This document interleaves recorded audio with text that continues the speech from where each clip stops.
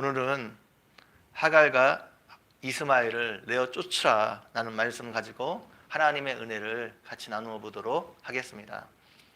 이삭이 자라서 젖을 떼는 시기가 되었습니다. 우리나라는 보통 1년이 지나면 젖을 떼고 젖을 뗀 후에 아이가 건강하게 자란 것을 기념하여 돌잔치를 행합니다. 옛날에는 유아 사망률이 굉장히 높았기 때문에 돌잔치는 특별한 의미가 있었습니다. 이제 이 아이가 죽지 않고 건강하게 자랄 수 있음을 확인하는 잔치였기 때문입니다. 우리나라와는 달리 고대 중군 등에서는 보통 3살 정도의 젖을 뗐다고 합니다. 그리고 그것을 기념하여 우리나라와 돌잔치와 비슷한 잔치를 열었습니다. 이삭도 젖을 떼고 난 이후에 그것을 기념하여 아브라함이 큰 잔치를 베풀었습니다. 특별히 이삭은 아브라함이 100세에 낳은 아들입니다. 하나님의 약속을 받고 낳은 특별한 아들이었기 때문에 아마 더 성대하게 잔치를 베풀었을 것입니다. 이삭은 약속을 따라 믿음으로 낳은 아들입니다. 아브라함과 사라는 처음에 하나님의 약속을 믿지 못했습니다. 그래서 하나님께서 이삭을 주시겠다고 약속했을 때 속으로 웃었습니다. 그런데 그 이후에 아브라함과 사라가 하나님께서 주신 그 약속을 믿었던 것 같습니다. 구체적으로 언제 아브라함과 사라가 그것을 믿었는지 모르지만 아브라함과 사라가 믿음이 생겼다는 것은 확실합니다. 그것을 우리가 어떻게 알 수 있습니까? 믿음이 있었기 때문에 아브라함과 사라가 잠자리를 같이 했을 것이고 이삭을 낳을 수 있었습니다. 아마 나이가 있었기 때문에 그 전에는 잠자리를 하지 않았을 텐데 하나님의 약속의 말씀을 믿고 아브라함과 사라가 잠자리를 했던 것 같습니다. 로마서 4장 19절 이하도 이것을 말해주고 있습니다. 아브라함과 사라가 믿음이 있었다는 것을 말해주고 있습니다. 그가 100세나 되어 자기 몸이 죽은 것 같고 사라의 태가 죽은 것 같음을 알고도 믿음이 약하여지지 아니하고 믿음이 없어 하나님의 약속을 의심하지 않고 믿음으로 견고해져서 하나님께 영광을 돌리며 약속하신 그것을 또한 능히 이루실 줄을 확신하였으니 그러므로 그것이 그에게 의로 여겨졌느니라 말하고 있습니다. 아브라함과 사라가 믿음이 있었다는 것을 말해주고 있는 것이죠. 하나님께서 아브라함을 부르신 것은 아브라함의 육체를 통해서 새로운 민족을 만들기 위해서가 아닙니다.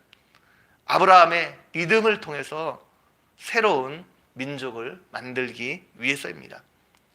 이스마엘은 혈통적으로는 아브라함의 아들이 맞지만 하나님의 약속을 기다리지 못하고 세상적인 방식을 통해서 낳은 아들입니다. 믿음으로 낳은 아들이 아닙니다. 이삭만이 약속을 따라서 하나님의 믿음으로 낳은 아들입니다.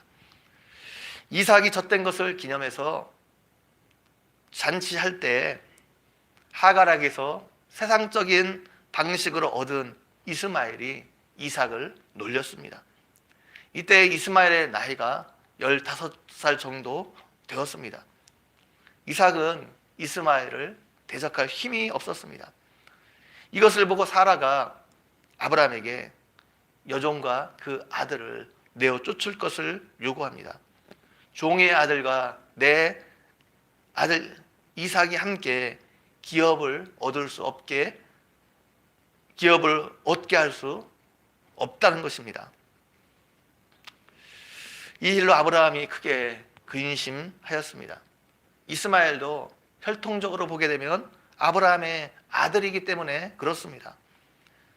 그런데 하나님은 매정하게 아브라함에게 사라가 내게 이른 말 그대로 그들을 내어 쫓으라 말씀하셨습니다. 오직 이삭에게서 난 자라야 내 씨라 부를 것임이라 말씀하셨습니다. 이삭만이 약속을 따라 믿음으로 난 자녀이기 때문입니다.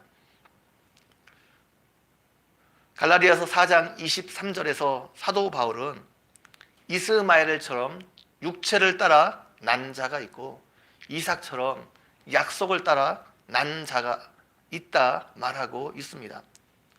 육체를 따라 난 자는 성령을 따라 난 자와 함께 유업을 받지 못할 것이라 말씀하셨습니다. 또 사도 바울은 우리 안에 성령의 소욕과 육체의 소욕이 함께 존재한다 말하고 있습니다. 성령의 소욕은 믿음으로 성령을 통해 우리에게 주어진 성품입니다.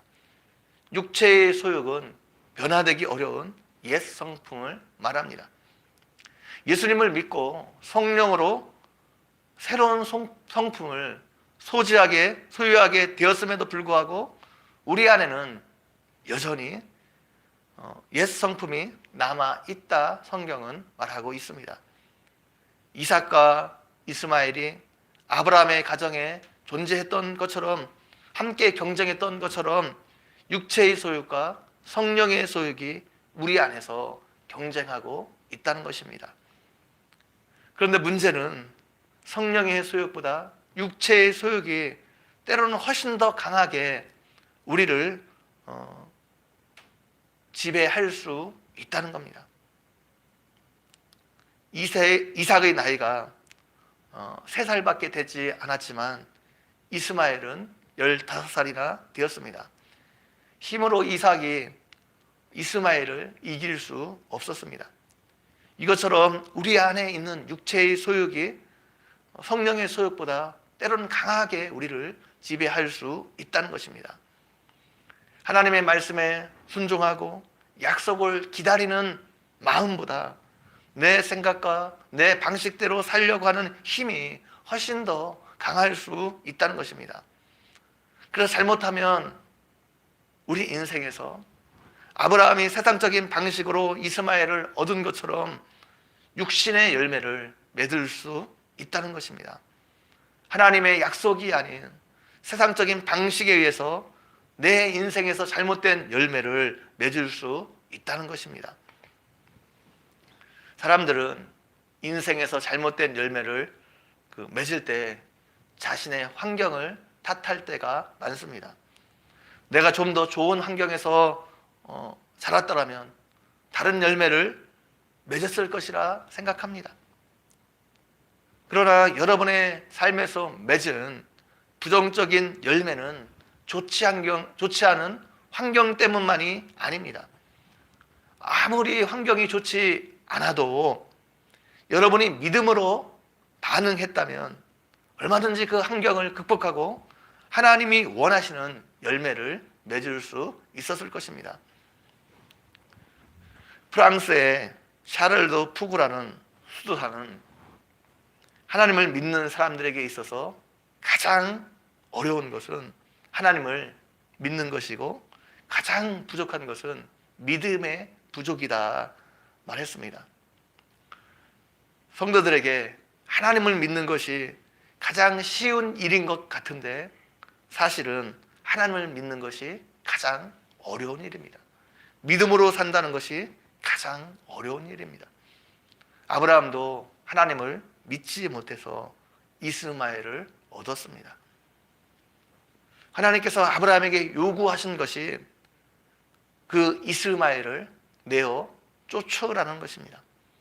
이스마엘이 이삭과 더불어 유업을 얻지 못할 것이라 말씀하고 있습니다.